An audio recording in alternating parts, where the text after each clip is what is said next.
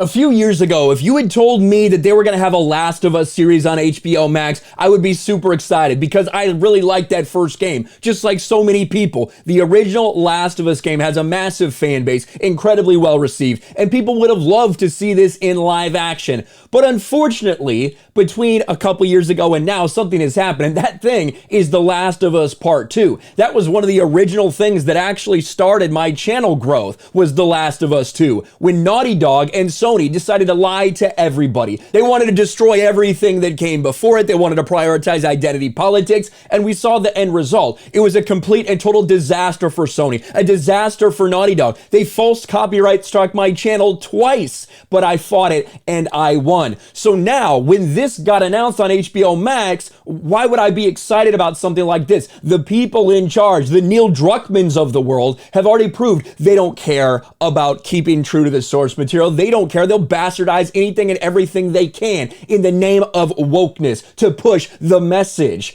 And what do you know, one of the updates we get about this show before it premieres on HBO Max, and it certainly is confirmed. Now, this was out there, the casting was out there already, but this is the first time anybody had really seen it play out, so it's getting a lot of attention now. I want to go to this tweet from The Quartering.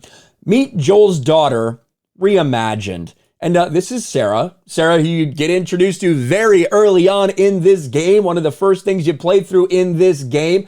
Doesn't stick around long, and we'll get to that in a second. But this is her. This is Sarah. And this person is obviously a huge part of why Joel feels the way he feels about everything in this world.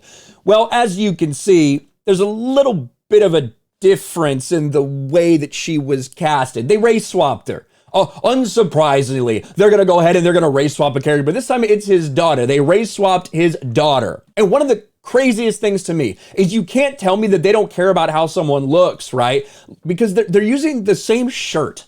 Like the same shirt that Sarah wears, that's what they're using. That's how much they care about how something looks, but they're not going to go that way when you're talking about hair, when you're talking about hair color, when you're talking about skin color, all this stuff. Because they wanted to send a message, they wanted to set the narrative, they wanted to make sure that they diversified The Last of Us. Why would you even make a series about it? If you felt you had to fix something, if you felt that it wasn't progressive enough, it's just so fucking laughable. And this really sets the tone for what I and so many others expected The Last of Us to be. Neil Druckmann, once again, was going to completely and totally destroy this world for the second time. Now, he fooled a lot of people with The Last of Us Part 2.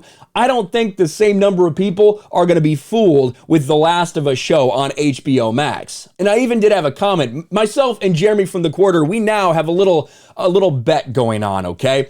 I said, nice of them to race swap a character who gets killed immediately. And yes, in the game, if you've played, Sarah doesn't last very long. And ironically enough, in the game, she gets killed by a soldier following orders. Now, maybe they're going to turn that into a cop for certain reasons in this show. Maybe that's the way they'll do it. Maybe. Could you imagine? Could you imagine a scenario in Hollywood where they didn't do that? Didn't try to take the biracial character and have them get killed by a cop now to set that tone in this series? But anyway, let's continue on.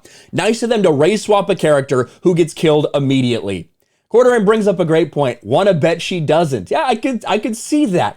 I could see that they would want to integrate Sarah more into the story now for certain reasons. And we go back and forth a little bit. I'll bet you a gift box of coffee brand coffee. Of course, that is Jeremy's coffee brand coffee. Appears in more than one episode bet, because I said they're going to do flashbacks. I think she'll be in this couple episodes with flashbacks. Now the Quartering says she appears in more than one episode, and I said that's a different bet because they could do multiple flashbacks. She's still going to die. Okay, more than one, no flashback. I accept these terms. So there it is. There it is. That's the bet that myself and Jeremy have going on for a box of coffee brand coffee. But it is laughable that we continue to find ourselves in this situation in the entertainment industry. Whether you're talking about comic books, whether you're talking about old IPs, everything, video games. Nothing can actually be taken from the source material. These people will bastardize anything and everything they can for identity politics. And you knew from the beginning that's what this would be about, because Last of Us brand, Last of Us franchise has been destroyed by wokeness, by Neil Druckmann. They did it in Last of Us 2, and I don't think that as many people are going to fall for it this time for this series. What do you think about this? Let me know in the comment section below. Smash a like button, subscribe to the channel, ring the bell for notifications, share this video out there, and I'll talk to you later. Thanks for watching, everyone, and a huge shout out to my patrons. I appreciate you guys so much. Want to follow me on Twitter or Instagram? Check out the description below. You'll find links to my P.O. box and my Patreon as well. And I'll talk to you guys later.